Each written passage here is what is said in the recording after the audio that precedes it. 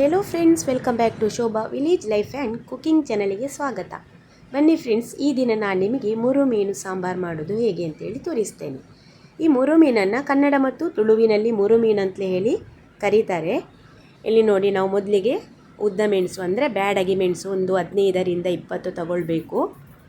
ಇದನ್ನು ಬಾಣಲೆಯಲ್ಲಿ ಸ್ವಲ್ಪ ಎಣ್ಣೆ ಇಟ್ಟು ಚೆನ್ನಾಗಿ ಹುರ್ಕೊಳ್ಬೇಕು. ಹೆಚ್ಚಿನವರು ಮೆಣಸನ್ನು ಪರ್ಚೇಸ್ ಮಾಡ್ಕೊಂಡು ಬಂದ ತಕ್ಷಣ ಏನು ಮಾಡ್ತಾರೆ ಅಂದರೆ ಬಿಸಿಲಿದ್ದರೆ ಬಿಸಿಲಲ್ಲಿ ಒಣಗಿಸ್ಕೊಳ್ತಾರೆ. ಅದು ತಣ್ಣಗಿರುತ್ತಲ್ವ, ಅದಕ್ಕೆ. ಇಲ್ಲಿ ಮಳೆಗಾಲ ಆದ ಕಾರಣ ಬಿಸಿಲಲ್ಲಿ ಒಣಗಿಸ್ಲಿಕ್ಕೆ ಆಗಲ್ಲ. ಆದ ಕಾರಣ ಅದನ್ನು ಸ್ವಲ್ಪ ಜಾಸ್ತಿ ಎಣ್ಣೆಯಲ್ಲಿ ಫ್ರೈ ಮಾಡಬೇಕಾಗ್ತದೆ.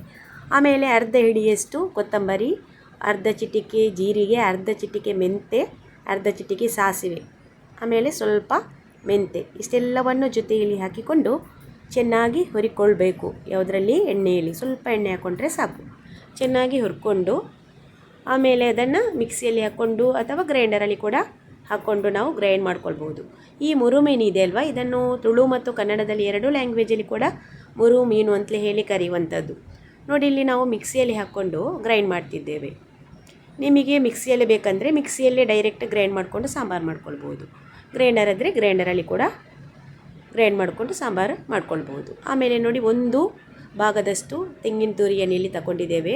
ಆಮೇಲೆ ಈರುಳ್ಳಿ ಅರ್ಧ, ಆಮೇಲೆ ಹುಳಿ ಒಂದು 3 ಇಸ್ಲು ಬೆಳ್ಳುಳ್ಳಿ, ಆಮೇಲೆ ಒಂದು ಅರ್ಧ ಚಿಟಿಕೆ ಅರಶಿನ, ಇಷ್ಟೆಲ್ಲವನ್ನು ತಗೊಂಡು ಇದನ್ನು ಗ್ರೈಂಡರ್ಗೆ ಹಾಕಿಬಿಟ್ಟು ಮೊದಲಿಗೆ ನಾವು ಪುಡಿ ಮಾಡಿಕೊಂಡಂತಹ ಮಸಾಲೆನ ಅದನ್ನು ಅದಕ್ಕೆ ಹಾಕ್ಕೊಂಡು ಆಮೇಲೆ ಅದಕ್ಕೆ ನೀರು ಹಾಕ್ಬಿಟ್ಟು ಅದನ್ನು ಗ್ರೈಂಡ್ ಮಾಡ್ಕೊಳ್ಬೇಕು.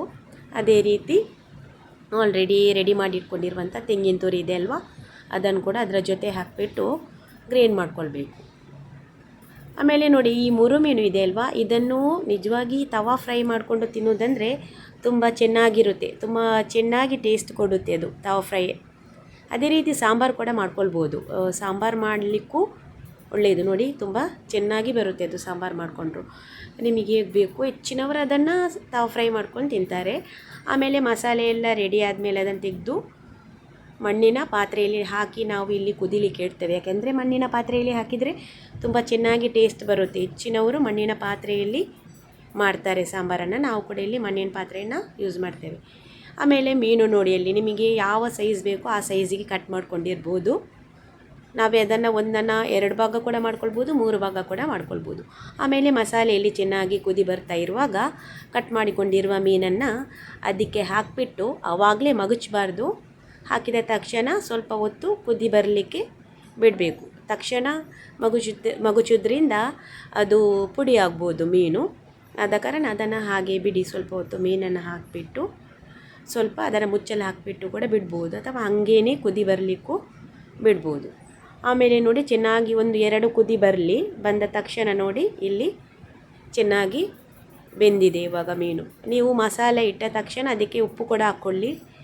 ಕಡಿಮೆ ಆಗಿದ್ದರೆ ಟೇಸ್ಟ್ ನೋಡಿಬಿಟ್ಟು ಇನ್ನೊಂದು ಸಾರಿ ಉಪ್ಪು ಹಾಕ್ಕೊಂಡು ಮಾಡ್ಕೊಳ್ಬೋದು ನಿಮಗೆ. ಆಮೇಲೆ ನೋಡಿ, ಇವಾಗ ಚೆನ್ನಾಗಿ ಮುರು ಮೀನು ಸಾಂಬಾರು ರೆಡಿಯಾಗಿದೆ.